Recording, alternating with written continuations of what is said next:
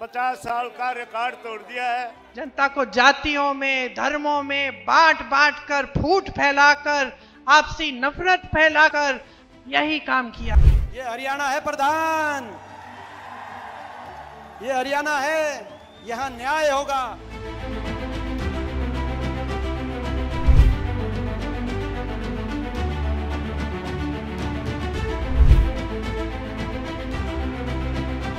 जिस तरह की रिपोर्ट्स आ रही हैं, अगर ये सही साबित होती हैं ये रिपोर्ट्स कि बीजेपी हार रही है, हरियाणा में बुरी तरह से हार रही है, तो ये हार सीधे तौर पर नरेंद्र मोदी की पहली हार के बाद अब ये दूसरी हार होगी। दिल इतना टूट गया है कि अब मन करता है कि इस देश को छोड़ के हम कहीं चले जाएं। इस देश में हमारे लिए कुछ बचा नहीं है। नमस्कार, द वायर में आपका स्वागत है। मैं हूं आरफा खानम शेरवानी। हरियाणा के चुनाव को बहुत कम वक्त अब बाकी है और जिस तरह की तमाम खबरें, तमाम रिपोर्ट्स, तमाम तरह का आकलन और विश्लेषण वहां से उभर कर सामने आ रहा है, खासकर आम जनता की आवाज, उससे सीधे तौर पे ये पता चल रहा है कि किसी भी सूरत में भाजपा वहां जीतने की स्थिति में नहीं है। सिर्फ फर्क इस बात का है कि कितनी ज्यादा सीटें कांग्रेस पार्टी ले पाती है। तो ऐसे में अगर मान लेते हैं, लेकिन इंतजार जाहिर तब तक करना होगा जब तक चुनाव होगा, उसके बाद जब नतीजे आएंगे। लेकिन अगर ऐसा होता है तो अपने आप में ये कितनी बड़ी बात है, मैं आपको ये बताना चाहती हूँ। और साथ साथ ये भी कि किस तरह से प्रियंका गांधी, राहुल गांधी, विनेश फोगाट, इनका जो पूरा जलवा है और जो आम आदमी के साथ इनका जो कनेक्ट है वो किस तरह से उभर कर सामने आ रहा है। कैसे आम लोग समझ रहे हैं कि जो उनकी आवाज है वो इन नेताओं की आवाज है और भाजपा से नाराजगी की वजह क्या है। प्रियंका गांधी और विनेश फोगाट एक ही मंच पर नजर आए, इससे पहले राहुल गांधी और प्रियंका गांधी एक साथ नजर आए थे और जिस तरह की उन्होंने बातें कही दोनों ने, आप यकीन जानिए, एक महिला के तौर पर, एक ऐसी महिला के तौर पर जो समझती है कि महिलाओं को अपनी आजादी, अपना सम्मान, अपना अधिकार, ये सब मिलना चाहिए। इस सब के बावजूद भी कि भारत बहुत पारंपरिक मूल्यों वाला देश है। एक जलवा रहा प्रियंका गांधी का, विनेश फोगाट का, जिस तरह से लोगों ने उन्हें वहां रिसीव किया। कुछ ही पलों में मैं आपको बताऊंगी कि किस तरह से प्रियंका गांधी और विनेश फोगाट एक दूसरे से जब उन्होंने बातचीत की भरे मंच से तो क्या हुआ। लेकिन मैं आपको बताना चाहती हूँ कि अगर जिस तरह की रिपोर्ट्स आ रही हैं, अगर ये सही साबित होती हैं ये रिपोर्ट्स कि बीजेपी हार रही है, हरियाणा में बुरी तरह से हार रही है, तो ये हार सीधे तौर पर नरेंद्र मोदी की पहली हार के बाद अब ये दूसरी हार होगी। जी हाँ, लोकसभा चुनाव में जो बहुत ही ह्यूमिलिएटिंग, अपमानजनक जीत के तौर पर जो उनको ही हार के तौर पर जो जीत उनको हासिल हुई थी, ठीक उसी तरीके से जिसको ये कहना मुश्किल था कि ये जीत है, ये हार है, ये हरियाणा का जो चुनाव है, ये सीधे तौर पर नरेंद्र मोदी और ब्रांड मोदी की हार का और ब्रांड मोदी के ढलान का एक पूरे प्रतीक, एक सिंबल के तौर पर उभरेगा। मैं आपको बताना चाहती हूँ, इससे पहले कि प्रियंका गांधी को आपको सुनवाऊं, विनेश फोगाट को आपको सुनवाऊं, आप ये सोचिए कि इस जो बीजेपी का पूरा गढ़ है, पूरे 10 साल की जो पॉलिटिक्स है बीजेपी की, वो राष्ट्रीय स्तर पर एक तरफ और हरियाणा में जो राजनीति हुई है वो एक तरफ। अगर पूरे देश में एक बहुत ही अराजक, एक दलित विरोधी, मुस्लिम विरोधी, महिला विरोधी, भारत का संविधान, भारत का लोकतंत्र, भारत के तमाम राष्ट्र निर्माताओं के विरोध में जो एक पूरा राज्य खड़ा किया गया, एक पूरे समाज को तैयार किया गया, वो था हरियाणा समाज, वो था हरियाणा का राज्य, वो था हरियाणा के लोगों के मन मस्तिष्क में, उनके अंदर सांप्रदायिकता के इतना जहर खोला गया। और सिर्फ सांप्रदायिकता का जहर ही नहीं घोला गया, जो गरीब विरोधी नीतियां थी, जो किसान विरोधी नीतियां थी, जो मजदूर विरोधी नीतियां थी, महिला विरोधी नीति थी, उस सबको बल मिलता रहा। क्योंकि एक बार नहीं, दो दो बार हरियाणा की जनता ने भाजपा को वहां जिताया। वो अलग बात है कि दूसरी बार जब सरकार बनी तो कोalition की, गठबंधन सरकार बनी, लेकिन इसके बाद भी आप ये देखिए कि लोकसभा चुनाव में भी 2 बार बढ़ चढ़कर हरियाणा की जनता ने वोट दिया। 2024 में हो सकता है उतना बेहतर तरीके से तीसरी बार ना दिया हो, लेकिन 2014 और 2019 बढ़ चढ़कर हरियाणा की जनता ने जिताया नरेंद्र मोदी को, उनकी पार्टी को। तो अगर होता है तो इसलिए मैं ये कहने की कोशिश कर रही हूं कि किस तरीके से वहां पर आप सोचिए, बुलडोजर की तमाम पॉलिटिक्स, मुसलमानों के घरों पे बुलडोजर चलाया जाना, सांप्रदायिक हिंसा की पॉलिटिक्स, जिसमें नूह का आपको याद होगा पूरा वो हिंसा, जिसमें वायर की रिपोर्ट आप ये देखिए, मैं खुद वहां पर गई थी, मैंने वहां लोगों को किस तरह जारो कतार रोते हुए देखा। इसके अलावा गाय को लेकर, गौ रक्षा को लेकर लगातार खबरें आती रहीं, मुसलमानों की लिंचिंग की, दलितों को परेशान करने की। और ये सब अगर काफी नहीं था तो आप देखिए किसान, हरियाणा, पंजाब और उत्तर प्रदेश सबसे ज्यादा जो कृषि कानून थे उनका नुकसान इन किसानों को हो रहा था, और यही किसान थे वो बड़ी तादाद में जो निकल कर आए बाहर। इसके अलावा मैं आपको बताना चाहती हूँ अग्निवीर। अग्निवीर यानी कि हरियाणा में हम जानते हैं युवा एक तरह से राज्य है, ये युवाओं की तादाद यहाँ पर ज्यादा है, और उसके बाद भी जमीन जो है खेती की वो छोटी हो रही है दिन ब दिन। जाहिर है हर अगली जनरेशन के साथ जमीन तो नहीं बढ़ रही है, लेकिन आबादी बढ़ रही है, तादाद बढ़ रही है, परिवार तो बढ़ रहा है। उसके बावजूद भी अग्निवीर जैसी स्कीम यहाँ पर लागू की गई, जिससे 4 साल के बाद सीधे घर वापस लौटना, और उसके बाद जिंदगी का कोई अता पता नहीं। मैं सिलसिलेवार तरीके से इसके बारे में बातचीत करूंगी, लेकिन प्रियंका गांधी को इस वक्त सुन लेते हैं। प्रियंका गांधी ने खासकर इस बात पे जो गौर किया, और इस बात पर मैं उनकी तारीफ करना चाहती हूँ कि उन्होंने अंडरलाइन किया कि एक ऐसी पॉलिटिकल पार्टी है जो जाति और धर्म के आधार पर सिर्फ बांटना चाहती है, सिर्फ और सिर्फ आम लोगों की परेशानी को नहीं समझ सकती, सिर्फ उसके पास बंटवारे की राजनीति के अलावा कुछ भी नहीं है। आइए सुन लेते हैं। और चुनाव के समय जाति के नाम पर, धर्म के नाम पर जनता को बांट दो, यही एक काम उन्होंने किया है इस देश में। जनता को बांटा है, जनता को जातियों में, धर्मों में बांट बांट कर, फूट फैलाकर, आपसी नफरत फैलाकर यही काम किया है। मेरे ख्याल से इन्होंने कभी संघर्ष देखा ही नहीं है, कभी दुख झेला ही नहीं है। जिस तरह से आप रोज झेल रहे हैं, जिस तरह का आप दर्द रोज झेलते हैं, देखते हैं, एक रोटी को बनाने के लिए, खाने के लिए, वो इतनी सी कमाई के लिए जितना संघर्ष आप कर रहे हैं, मुझे नहीं लगता इन लोगों ने किया है। अभी मैं विनेश जी के यहां से आ रही हूं, जहां विनेश लड़ रही है, गर्व से मेडल लाई इस देश के लिए। क्या किया उसके साथ, क्या किया? जब संघर्ष कर रही थी, न्याय मांग रही थी, तो मुंह फेर दिया। जब मेडल लाई तो घर बुलाया, चाय पिलाई, फोटो खिंचवाई अपने साथ मोदी जी ने। जब उसने कहा मेरे साथ अन्याय हो रहा है, मुंह फेर दिया। मोदी जी की पुलिस उसको खींचती है, उसके बाल नोचती है, उसकी पिटाई करती है उसकी। वो लड़की जिसने इतनी मेहनत की इस देश के लिए, इस प्रदेश के लिए, और जब जब चुनाव आता है फिर ये लोग फिर से बदल लेते हैं, बदल देते हैं, सारी बातें बदल देते हैं, अपना भेष बदल देते हैं। तो आप समझिए आपके साथ क्या हो रहा है। तो उन्होंने सोचा कि देखिए जाति जनगणना होनी चाहिए, और ये तय किया है कि हमारी सरकार आएगी हरियाणा में तो जाति जनगणना करेंगे, हम करवाएंगे। क्यों? ये जानने के लिए कि किसकी कितनी कितनी आबादी है, क्या उसकी आबादी के तहत या जो उसकी क्या क्या समस्याएं हैं उसके तहत उनको सुविधाएं मिल रही हैं कि नहीं, क्या जो सरकारी स्कीमें हैं वहां तक पहुंच रही हैं कि नहीं, क्या आरक्षण है सबको मिल रहे हैं कि नहीं। और ये एक जाति दूसरी जाति की बात नहीं है, ये बात है कि जब हम समझेंगे कि कितनी कितनी आबादी है, जब जाति जनगणना होगी, और जब बड़ी जातियों के भी जो गरीब लोग हैं उनकी भी हमें समझ होगी कि किसके पास क्या है, क्या सुविधा मिल रही है, तभी अच्छी तरह से जो सरकार की सुविधाएं हैं, जो सरकार जो आरक्षण होते हैं, वो सब अच्छी तरह से सबके लिए हो पाएंगे। तो ये भी एक हमारा लक्ष्य है कि हम इसको करेंगे। क्योंकि जैसे मैं कह रही थी, भाई कहते हैं कि बड़े बड़े उद्योगपतियों को आप देखिए, बड़ी बड़ी मीडिया के जो कॉरपोरेट जो कंपनियां हैं उनको आप देखिए, जो बड़े बड़े अधिकारी हैं जो इस देश में सारे बड़े निर्णय लेते हैं, उनको आप देखिए, तो उनमें 90% से ज्यादा आपको ये दिखेगा कि जो ओबीसी हैं, जो दलित हैं, जो एसटी हैं, उनका प्रतिनिधित्व नहीं है।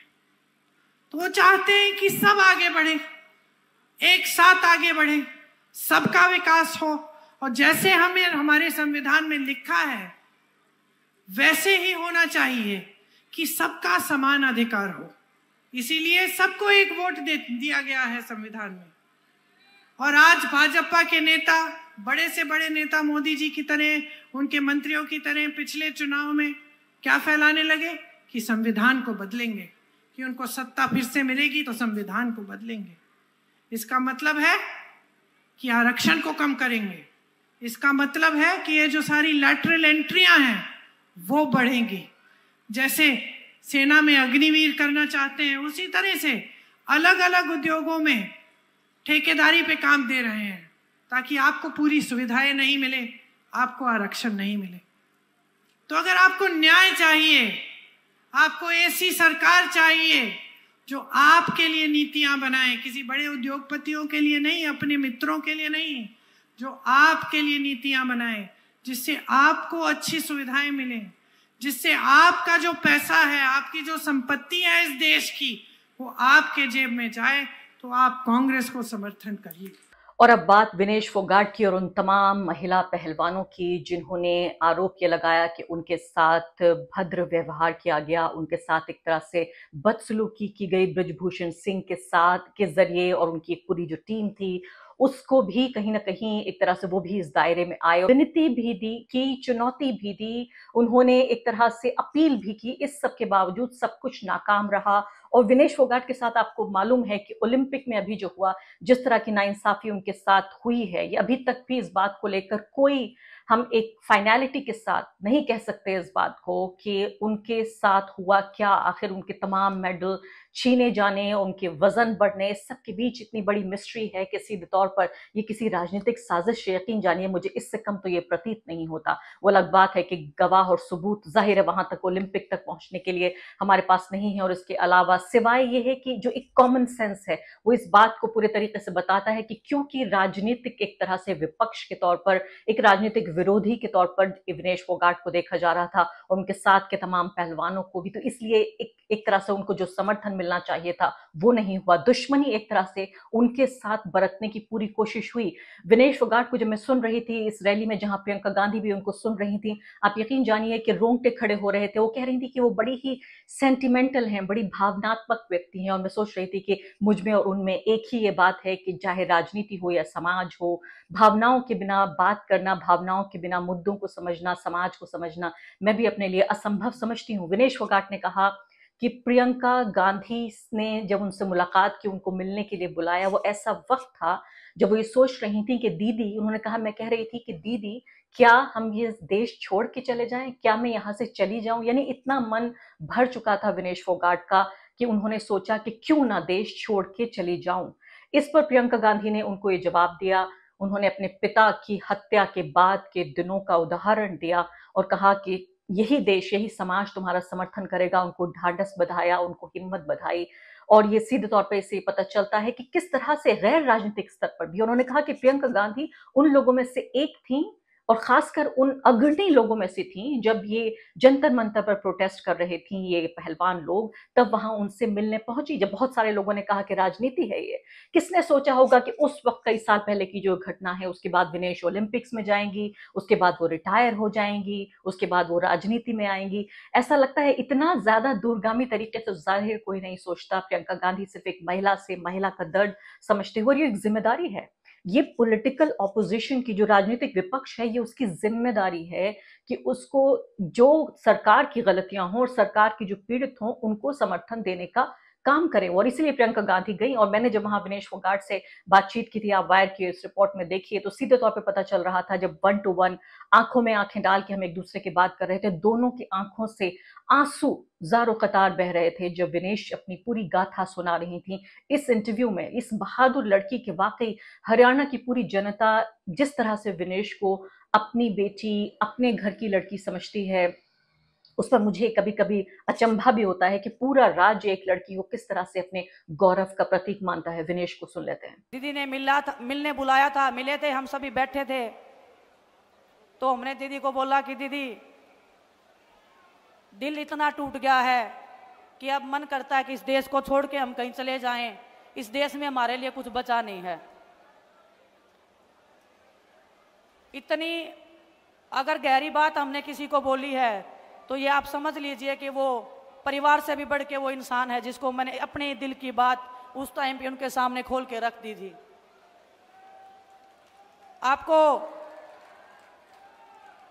आपको ये बात पता नहीं होगी कि दीदी ने उस टाइम पे क्या बताया मुझे।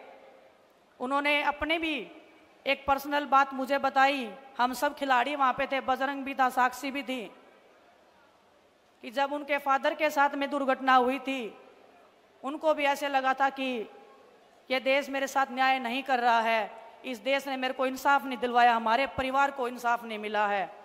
लेकिन जब दीदी पूरे देश में निकली और लोगों का प्यार, उनका दर्द और उनका आशीर्वाद देखा, पूरे देश ने उनके दर्द को अपना दर्द जब समझा था, तो उन्होंने हमें बताया कि उस दिन हमें भी ये लगा था कि कुछ बुरे लोगों के कारण पूरा देश गलत हो नहीं सकता है। उन्होंने बोला कि अब आपको लग रहा है कि इस देश में आपके लिए कुछ नहीं बचा है, लेकिन चंद लोगों के कारण ये जो हमारा देश है, ये भारतवासी हैं, ये आपको इतना प्यार देंगे लौटा के कि आप उसकी कल्पना भी नहीं कर सकते हो। और एक बात और उन्होंने बोली थी उस दिन, उन्होंने पूछा था कि कुश्ती का क्या करना चाहते हो। हमने बोला दीदी कुश्ती करने का बिल्कुल मन नहीं है। जिस मैदान में हम लड़े हैं, जिस तिरंगे को हमने फहराया है, आज वो तिरंगा हमारे पैरों के नीचे रोंदा जा रहा था। बर्दाश्त नहीं हो रही थी वो चीज़ें, वो दर्द हम बता नहीं पाएंगे आपको कभी भी। लेकिन उन्होंने बोला कि कुश्ती नहीं छोड़नी है और मैं चाहती हूँ तुम उस मैट पे दोबारा जीतो और हम गर्व से कह सकें पूरा देश आप पे गर्व करता है, पूरा देश आप पे गर्व करता है। उस दिन एक टूटी हुई लड़की उस कमरे में गई थी और जब बाहर निकल के आई तो वो लड़की दुर्गा का रूप लेके बाहर निकली थी। उसमें सबसे बड़ा हाथ प्रियंका गांधी जी का है, मेरी बड़ी बहन का है। मैंने आपको बताया कि हरियाणा किस तरह से पूरे तरीके से अगर देखा जाए तो दलित विरोधी, गरीब विरोधी, आम आदमी विरोधी, किसान विरोधी, मजदूर विरोधी, मुस्लिम विरोधी, महिला विरोधी राजनीति के एक बड़े शीर्ष के तौर पर, चाहे तो उसे ऊंचाई मान लीजिए या आप उसे जमीन मान लीजिए, कि किस तरह से उभर कर आया। जहां हमने देखा कि लव जिहाद के नाम पर जो इस तरह के जोड़े थे जिसमें हिंदू मुस्लिम और खासकर लड़की अगर हिंदू थी और लड़का मुसलमान था, किस तरह की सजाएं दी गईं। जिस तरह से हमने देखा कि बिल्कुल भारत को 500,000 साल पहले पहुंचा दिया गया, जहां आधुनिकता, संविधान, लोकतंत्र, समाज का विकास, प्रगतिशीलता, इन सब की कोई जगह नहीं थी। और अगर ऐसा होता है वाकई कि हरियाणा में बीजेपी हारती है, जिस तरह के पूरे आसार नजर आ रहे हैं, तो साफ तौर पर ये भारत में एक राजनीतिक बदलाव की दिशा में एक बड़ा कदम होगा। मैं ये बात बहुत दावे के साथ और बहुत भरोसे के साथ कह रही हूँ कि ऐसे व्यक्ति के तौर पर जिसने पिछले 10 साल से ज्यादा, 11 साल होने जा रहे हैं, नरेंद्र मोदी की राजनीति को बहुत नजदीक से देखा है, और एक ऐसे व्यक्ति के तौर पर भी जो भारत का नागरिक है और जो सोच रहा था कि भारत के भविष्य में जो एक स्टेक होल्डर है, जाहिर है मैं एक दावेदार हूं भारत के भविष्य में, लेकिन हरियाणा जैसा राज्य जिसका बहुत सारा असर हमने देखा उत्तर प्रदेश में भी, इसके अलावा भी आसपास के इलाकों में, एक ऐसा जख्म बन चुका था हरियाणा भारत की धरती पर जो धीरे धीरे नासूर में तब्दील हो रहा था। और अगर ऐसा होता है कि कांग्रेस की प्रगतिशील राजनीति, भारत और भाजपा की जिस तरह की जो अंधी और बंटवारे की राजनीति, हिंदू मुस्लिम को बांटने की राजनीति, सामाजिक बंटवारे की राजनीति, अगर इसको हार मिलती है, तो ये मैं इसलिए नहीं कि एक पॉलिटिकल पार्टी का समर्थन या दूसरी पॉलिटिकल पार्टी का विरोध कर रही हूं, मैं एक तरह की राजनीति का समर्थन और एक तरह की राजनीति का विरोध कर रही हूं। अगर कांग्रेस पार्टी कल को गलत करती है, जो अक्सर आपने देखा होगा, मैं कांग्रेस पार्टी के खिलाफ भी इसी तरह से विवेचना करती हूँ, इसी तरह से कैमरे पर आकर उनके खिलाफ भी टिप्पणी करती हूँ, क्योंकि एक पत्रकार का ये धर्म होता है कि सबसे बड़ा जो उसका धर्म है पत्रकारिता का और नागरिकता का, वो है समाज को प्रगतिशीलता, लोकतंत्रवाद की तरफ, संविधानवाद की तरफ ले जाना, चाहे वो किसी भी पॉलिटिकल पार्टी की राजनीति का विरोध करना हो या उसका समर्थन करना हो। आपकी तरह मैं भी इंतजार करूंगी कि हरियाणा के चुनाव के नतीजे आएं और उसके बाद एक बार फिर आपके सामने मैं हाजिर होंगी नई विवेचना लेकर। द वायर के और वीडियोस देखने के लिए सब्सक्राइब करें और बेल आइकन पर क्लिक करें। स्वतंत्र पत्रकारिता की आर्थिक मदद करने के लिए डिस्क्रिप्शन में दिए गए लिंक पर जाएं और अपनी राशि चुनें।